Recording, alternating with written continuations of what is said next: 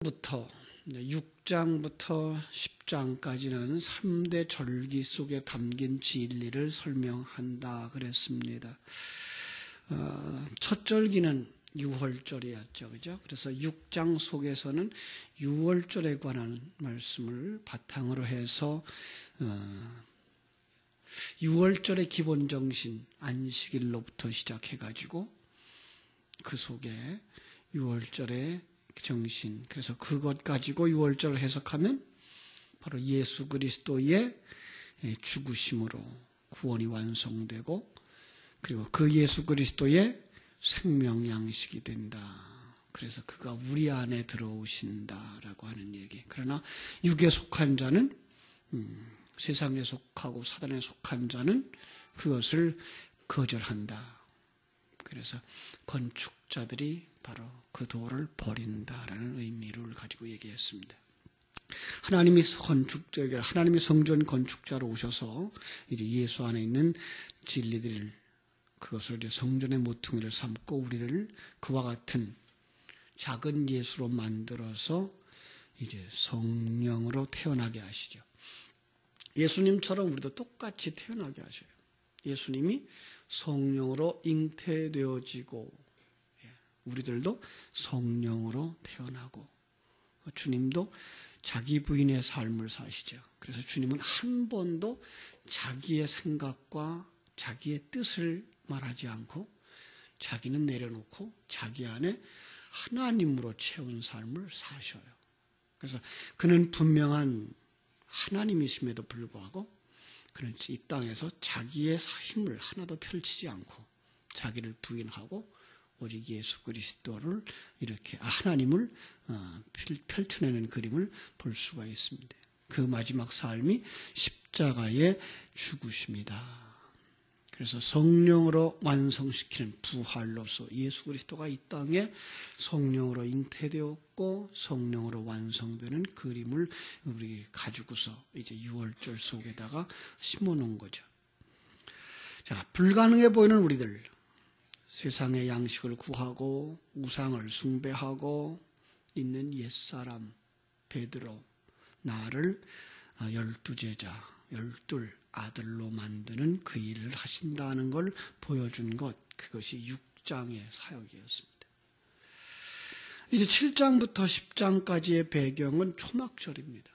7장부터 이제 초막절이 나오는데, 구체적으로는 이제 7장, 8장에서 그 초막절이라는 말들이 여러 번 나와요. 그래서 초막절이라는 말이 7장 2절, 유대인의 명절인 초막절이 가까운지라. 그리고 14절에도 이미 명절의 중간이 되어. 그 다음에 7장 37절에 가면은 또다시 이제 명절 끝날 이렇게 얘기하면서 이제 쭉 설명을 하시고, 계속해서 이제 8장까지 그 같은 초막절의 바탕을 가지고 이야기하면서 어디까지 나가는가 하면 초막절의 사건들을 가지고서는 내가 생수다. 그러니까 생수가 어떻게 일하는가 봐라. 그러고서 이제 8장 1절부터 11절까지 이야기 속에서 가늠하다 현장에서 잡힌 여인이 이제 구원받는 이야기. 그 다음에 내가 물이다, 그죠? 그래서 내가 빛이다라고 말하면서 거기에 대한 빛이 어떻게 이 땅에 와서 일하는가 보라라는 얘기가 이제 9장에서 전체적으로 흘러나오는 얘기. 그래서 나면서부터 소경된 자를 이제 고치시는 사건. 그때 이제 마지막으로 9장 마지막 부분에서는 그가 쫓겨나죠. 그가 쫓겨나요. 이제. 눈이 열려지니까 그가 쫓겨나는데, 그 쫓겨남의 이야기를 10장에 나가서 그건 예수님이 불러낸 거야 라고 말씀하시면서 이제 초막절의 이야기를 쭉 끌고 가서 이제 정리를 하시는 거죠. 이런 이야기를 이제 7장부터 10장까지 이렇게 펼쳐나가는데, 그 바탕이 뭔가 하면 이제 절기예요. 절기. 6장이 유월절, 7장부터 이제 초막절. 그럼 그 중간에 어떤 사건이 있었겠어요? 분명히 오순절, 맥추절이 있었겠죠. 그래서 오늘은 좀 그 세 절기를 좀 이렇게 살펴보고 그 그릇 속에다 하나님이 담아주신 이야기들을 정리하고 나서 내일부터 이제 7장의 본문을 설명을 하려고 합니다. 초막절에 대한 지식이 먼저 필요할 텐데요. 그보다 먼저 중요한 것, 하나님께서는 이스라엘 백성들에게 왜 6월절, 맥추절, 장막절, 초막절이라고 말하는 장막절을 주셨을까라는 거죠. 이것들을 우리 기독교회가 너무 소홀히 여기니까 이단들이 또 이걸 들고 나왔죠. 그래서 이제 신천지 같은 경우는 지금도 초막절을 지켜야 된다 그러는데 그들은 초막절을 오해해서 언제라고 말하는가 하면 맥추절을 초막절이라고 얘기를 하고 있어요.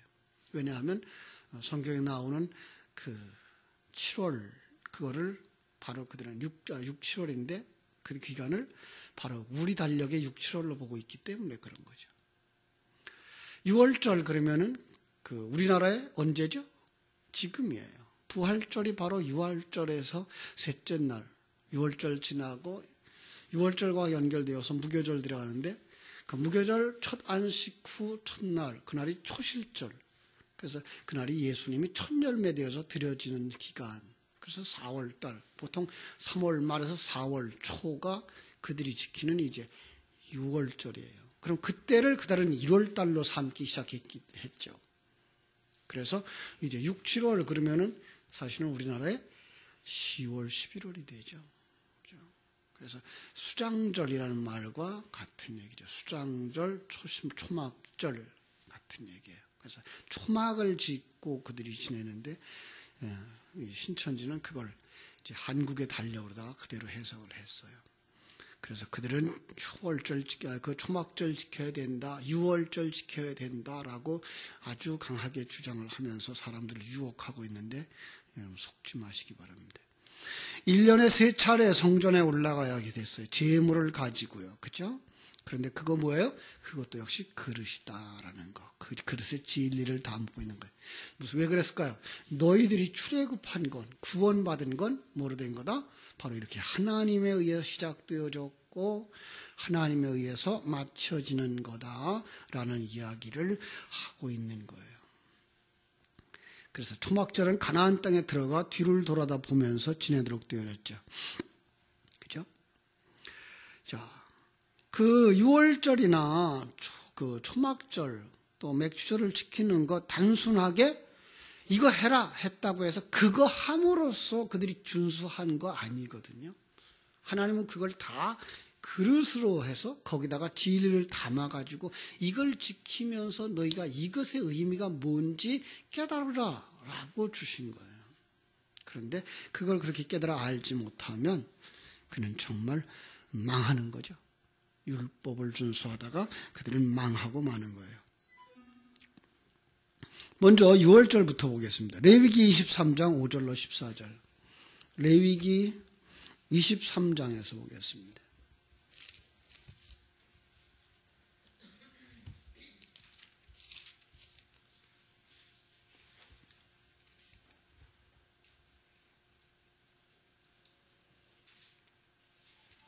(23장) 5절로 이제 14절까지인데요. 그게 바로 6월절이죠. 6월절 4절부터 먼저 8절 보겠습니다. 이것이 너희가 그 정한 때에 성회로 공포할 여호와의 절기들이니라.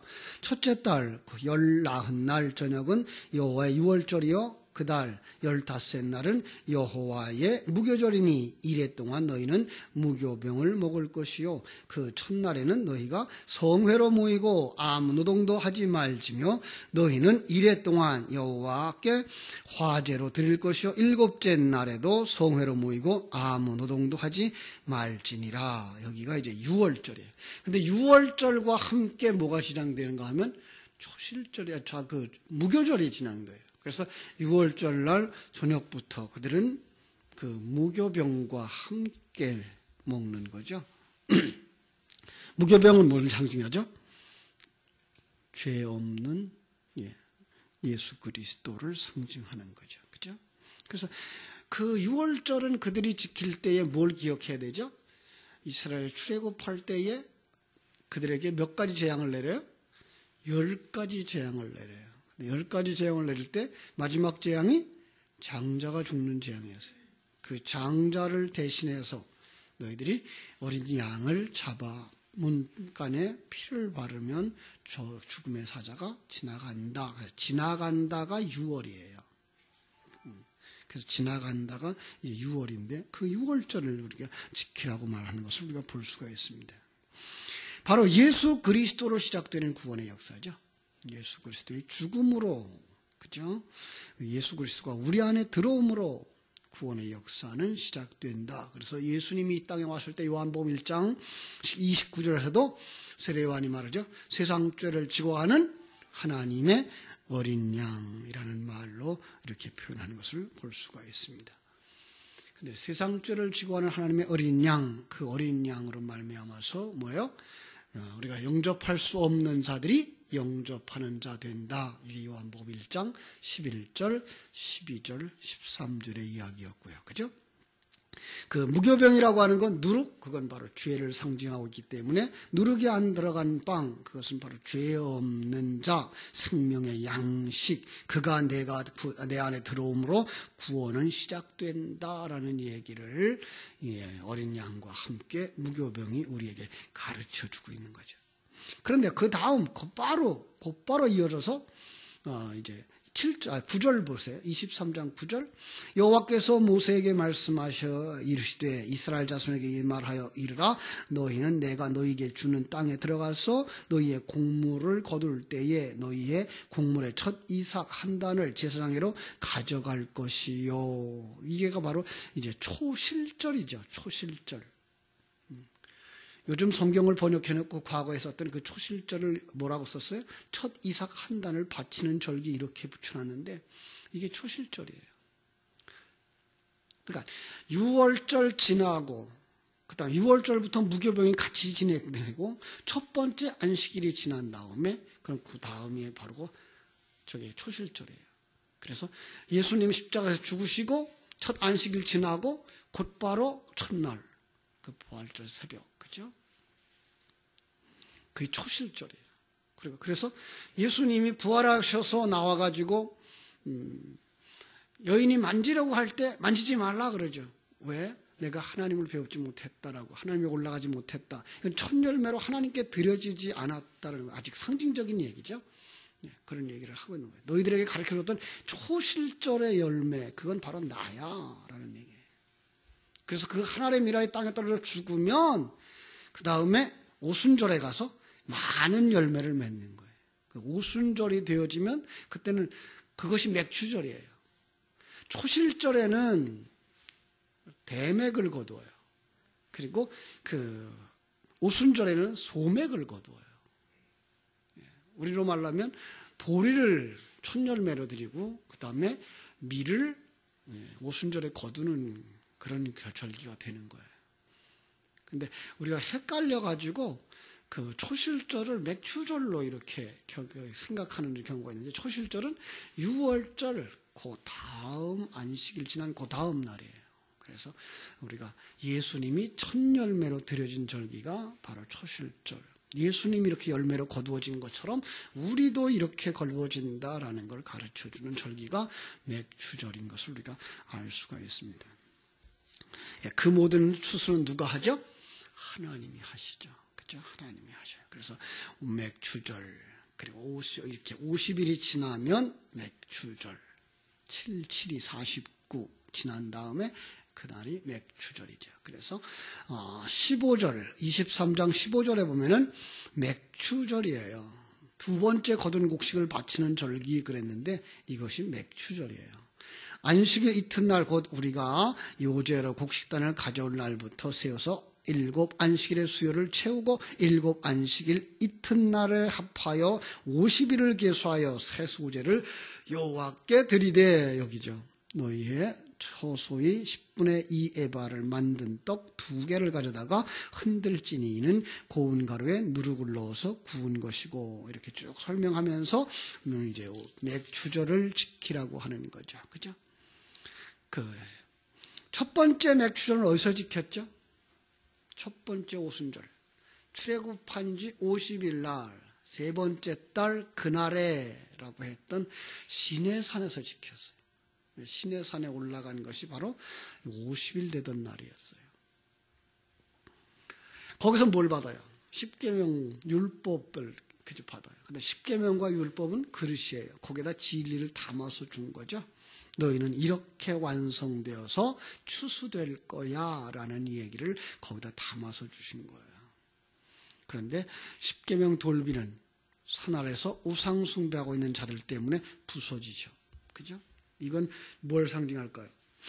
하나님과의 것과 사람의 것은 동거할 수 없어. 이거죠. 하나님이 주신 그 진리와 이 땅에 있는 세상 사람들은, 죄인들은 동거할 수 없어. 그럼 어떻게 되죠? 동거할 수 없으면 거기서 죽어요. 그래서 32장, 출애굽기 32장 26절로 28절에 가면 그때의 죽은 자들이 3,000명이에요. 그 일로 말미암아서 쭉 연결되어 있는 하나의 사건으로 죽은 자들이 3,000명이 그려져요. 그런데 신약의 오순절에는 어떻게 되죠? 성령이 임하고 3,000명이 살아나는 그림이 그려지죠. 그죠? 그래서 율법으로 죽을 수밖에 없는 우리가 예수 그리스도의 죽으심이 가운데 들어가고 그 다음에 신약에 와서 오순절날 3,000명이 살아나는 거예요. 이게 우리 얘기예요. 우리 얘기. 너는 그 중에 하나였어요. 그죠? 완전히 죽을 수밖에 없는 세상의 죄인들, 자기만 아는 자들, 자기 중심의 사람들. 그런데 하나님께서 예수 그리스도를 거기에 가운데 죽으시고 살리셔서 그 피를 펴서 우리를 뭐예요? 살려내는 그림. 이 그림이 오순절 날에 그려 있는데 많은 사람들이 이걸 연결시켜서 보지 못하고 구약에 그들은 그래서 우상숭배했기 때문에 죽었으니 우상숭배하지 말아로 끝나버려요. 아니요, 연결해 보셔야 돼요. 성경은 한 권의 책이기 때문에 이렇게 잘 연결해 보시면 하나님이 얼마나 깊은 이야기들을 이 성경이라고 하는 놀라운 그릇에다가 담아주셨는지 몰라요. 그렇죠? 그리고 나서 이제 초막절이 되죠. 초막절. 이제 레위기 23장 33절로 이제 그 36절까지 보면은 초막절에 관한 이야기가 나와요. 여호와께서 모세에게 말씀하여 이르시되 이스라엘 자손에게 말하여 이르라. 일곱째 달 15세 날은 초막절이니 여호와에 위하여 이레 동안 지킬 것이요 그 첫날에는 성회로 모일지니 너희는 아무 노동도 하지 말지며 이레 동안에 너희는 여호와께 화제를 드릴 것이며 여덟째 날에도 너희는 성회로 모여서 여호와께 화제를 드릴지니 이는 거룩한 대회라. 너희는 어떤 노동도 할지 말지니라. 초막절, 장막절이라고도 말하고요, 수장절이라고도 말하죠. 초막을 지었어요. 초자는 무슨 초자일까요? 풀초자예요. 그죠? 풀로 집을 짓는 거예요. 그들은 보통 종려나무 가지로다가 이제는 그 천막을 지었어요. 뭘 생각했을까요? 그들이 광야에서 그 천막 생활을 했던 것을 돌이켜 생각하는 거죠. 그걸 돌이켜보면서 무슨 얘기예요? 이걸 거쳐서야 오늘 이 풍성한 수확을 얻었구나를 기억하는 거예요. 이거 잘 기억하세요. 초막절의 이야기의 특징들을 몇 가지 성경 속에 나오지 않은 이야기까지 하니까 이것들을 가져야만 7장부터 9장까지를 설명하는데 아주 유용하게 이해를 할 수가 있어요. 추수한 곡식을 창고에 저장해 놓는다. 그래서 수장절이라는 말도 쓰고요. 그 다음에 그들이 초막을 짓고 나가서 그 밖에서 머무른다. 그래서 이제 초막절, 그 초막을 갖다가 그들이 장막을 연계상시켜서 장막절. 그 수확을 허락하신 하나님께 감사하는 거죠. 그 수확이 됨을 감사하는 거죠, 사실은. 그죠? 내가 구원되어진 것, 이 모든 것이 하나님의 은혜야. 그래서 6월절 때에는 그 땅에서 거둔 첫 열매를 가지고서 예배를 드릴 수 있어서 그들은 어디까지 가야 돼요? 그 첫 열매 어디서 거두라 그래요? 가나안 땅에 들어가서 거두라 그래요. 그러니까 6월절을 지키면서 그들은 가나안 땅의 완성을 바라보고서 유월절을 지켜야 되고요. 그 다음에 초막절, 수장절을 지키면서 그들은 뭐예요? 돌아간 날에 유월절부터 시작되어진 하나님의 손길들을 돌이켜보도록 하는 거예요. 그러니까 이것은 떼어놓을 수 없는 구원의 시작과 끝의 전체 다를 이야기하고 있는 거예요. 그런데 그래서 그들은 1년에 3차례씩 그 절기를 지키면서 하나님의 은혜를 찬양을 했던 거죠. 그런데 그들은 그걸 깨달아 알지 못하고 형식에 빠져서 하나님이 하라고 하는 것만 그냥 꾸벅꾸벅 하는 거죠. 양 잡고 그 다음에 빵 만들어 먹고 태우고 그 속에 담겨진 하나님의 죽으심, 예수 그리스도의 죽으심, 그 속에 담겨진 그 예수 그리스도가 우리 안에 들어와서 우리 안에서 그 일을 하고 계신 그 예수 그리스도로 말미암아 내가 완성되어질 것, 그 부분에 대한 이해를 전혀 가지지 아니하고 그냥 제물만 바치고 떡을 떼다 바치고 그런 무거운 짐이죠, 그게. 그래서 주님께서 수고하고 무거운 짐진 자들아 다 내게로 오라 내가 너희를 쉬게 하리라라고 하는 얘기는 그냥 일반적인 모든 사람들을 얘기한 것이 아니고 바로 믿음을 가졌다고 하는데 불구하고 종교적 의식에 빠져 있는 자들, 세상이에요, 그게. 그리고 오늘날 우리까지도 포함돼요. 여러분, 우리 신앙생활은 정말 자유할 수 있어야 돼요. 그런데 우리는 그 자유를 다 잃어버렸어요.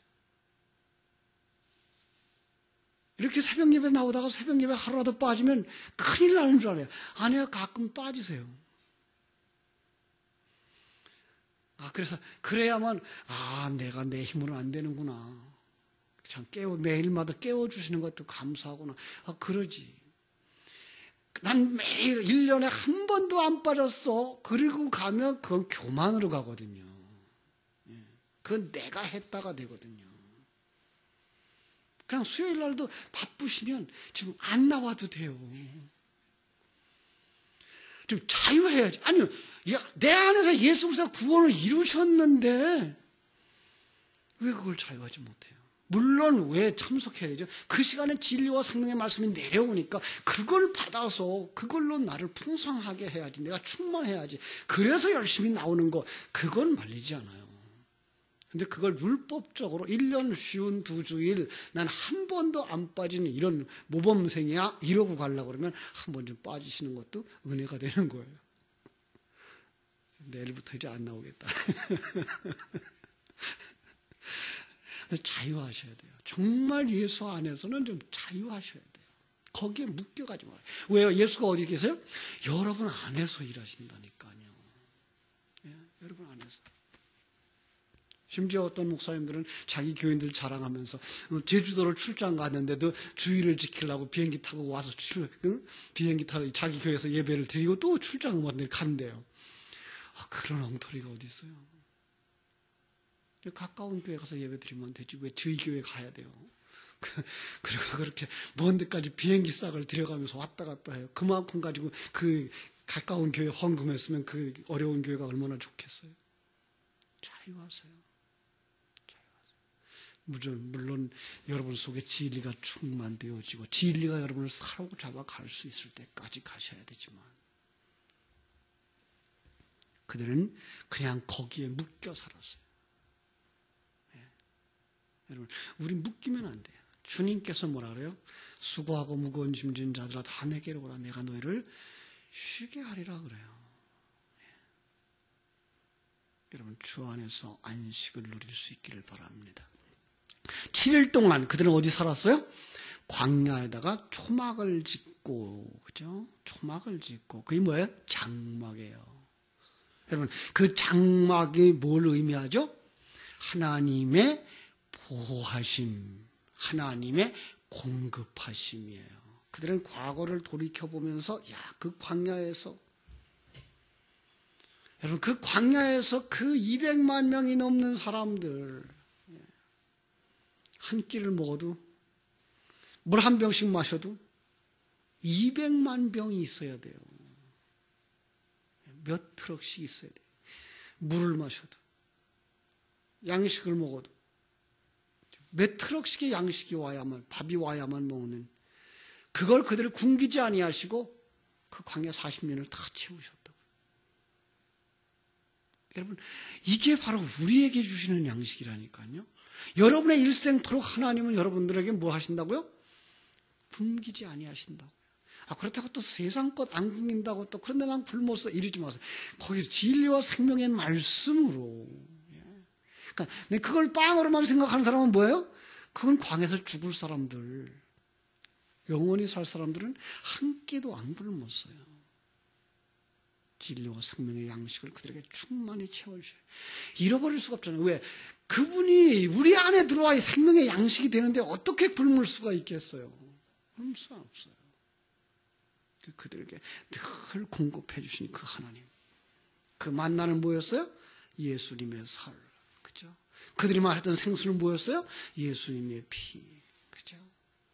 그들은 늘 성찬을 하는 삶을 살았어요. 40년 동안. 여러분의 삶 속에 이게 이루어져야 돼요. 어디에 양식이 있어요? 여러분 속에 있다니까요. 그래서 여러분들은 뭐 할 수 있어요? 되새김질 할 수 있고요. 여러분들은 복이 많은 사람들이에요. 그걸 돌이켜보는 날이 뭐예요? 초막절이에요. 개인적으로 초막에서도 살았고요. 그들은 성막을 가지고 살았어요. 그래서 요한복음 1장 14절에서는 말씀이 육신이 되어 우리 가운데 거하심에, 그 거하심에가 장막을 치다 했듯이 말씀이 육신이 되어 우리 가운데, 어디? 내 안에 장막을 치시는 그림이 뭐예요? 이스라엘 백성들의 광야에서 12지파 가운데 성막 지었던 그 그림인 거예요. 12지파가 누구예요? 하나님의 아들. 내 안에 뭘 줘요? 예수님이 오셔서 거주하시는 것. 이게가 바로 출애굽한 이스라엘 백성들의 12지파와 성막으로 우리에게 주시는 진리이거든요. 네. 자, 그런데 그들은 그 초막 생활만 한 게 아니라 그들의 그 전통에 의하면 실로암으로 내려가서 금그릇으로다가 물을 떠다가 성전 제단에다 부어서 일주일 동안. 그래서 그들 성전 바닥이 또 뭐예요? 물바다가 됐어요. 자, 6월절은 뭐예요? 거기가 완전히 피바다가 되고, 그죠? 네, 초막절은 거기가 물바다가 됐어요. 왜 그렇게 물바다가 됐는가 하면 에스겔서 47장 1절로 2절, 1절부터 12절까지를 쭉 보시면은 거기에 뭐가 나오는가 하면은 그들 문간에서부터 물이 흘러나와, 그죠? 무릎에 차고 허리에 차고 헤엄치게 되는 이런 풍성한 물이 그 환상으로 보여지죠. 그 그림을 형상화한 거예요. 그 물을 하나님의 영광으로 보았고요. 그런데 놀라운 건 이스라엘 백성들이 범죄하면서 하나님의 영광이 떠납니다. 에스겔서 10장 18절로 19절 나중에 보세요. 보면 거기서 하나님의 영광이 떠올라요. 그리고 어디로 가요? 동쪽으로 가요. 동쪽은 저주의 땅이에요. 어떤 사람 재미난 얘기를 하다가 달마가 동쪽으로 간 이유는 저주받아서 간 거래요. 저주받은 쪽이 동쪽이에요. 그래서 구원은 어디로 가요? 동쪽에서 서쪽으로 들어가요. 그래서 성막도 동쪽에 문을 달고 서쪽으로 들어갈 수 있게 해주죠. 그 다음에 가나안 입성도 바로 동쪽에서부터 요단강 건너서 들어가는 그런 그림으로 그려주고 있는 거죠. 이런 의미들이 그냥 성경 속에 그냥 그대로 담겨져 있는 거예요. 그렇죠? 그러자 이제 그들이 회복되어져요. 다시금 그 성전이 회복되어지자 뭐예요? 거기서부터 물이 흘러나오는 게 에스겔서 47장이에요. 44장 4절에 보면 바로 동쪽에서부터 다시 뭐가 와요? 하나님의 영광이 오셔요. 그래서 들어오고 나니까 성전 문지방에서부터 물이 흐르는 그 에스겔서 전체적인 그림을 그들은 형상화해서 물이 없으니까 어떻게 해요? 물에 떠다가 성전에다 부어서 성전이 전부 다 물바다를 만들면서 하나님의 영광이 회복되어지게 하소서. 이 땅에, 이 성전에 영광이 회복되게 하소서라고 간절히 기도했던 거죠. 그리고 또 하나, 그들은 성전 좌우에 큰 횃불이라는데 횃불일 거예요, 아마. 초가 아무리 커도, 그죠? 횃불이 났죠, 그죠? 횃불을 달았어요. 그래서 그 불기둥이 생각났던 거죠. 그래서 그들을 이끌었던 불기둥과 구름기둥을 연상해서 성전 좌우에 큰 불을 달아서 성전 마당을 밤에도 밝혔고, 그 불이 어느 정도예요? 성전 꼭대기에. 예루살렘 성전은 그 성행의 이렇게 동네에 가장 높은 지역이에요. 가장 높은 곳에서 거기다 높은 그 횃불을 달았으니까 동네까지도 비추는. 그래서 그 불을 높은 곳에 다는 그들이 그 횃불의 인도함을 받은 그런 얘기들을 하고 있었던 거죠. 그런데 이 모든 것들이 다 뭘 상징하고 있는 건데? 예수 그리스도가 우리 안에 들어와서 계시며, 그가 생수가 돼서 우리 안에 들으시며, 그가 우리들의 인도자가 되시고, 이 부분인데 불구하고 그들은 그걸 그냥 형상화하는 걸로 그쳤던 거죠. 여러분, 우리도 이걸 아는 것으로 그치면 안 돼요. 우리는.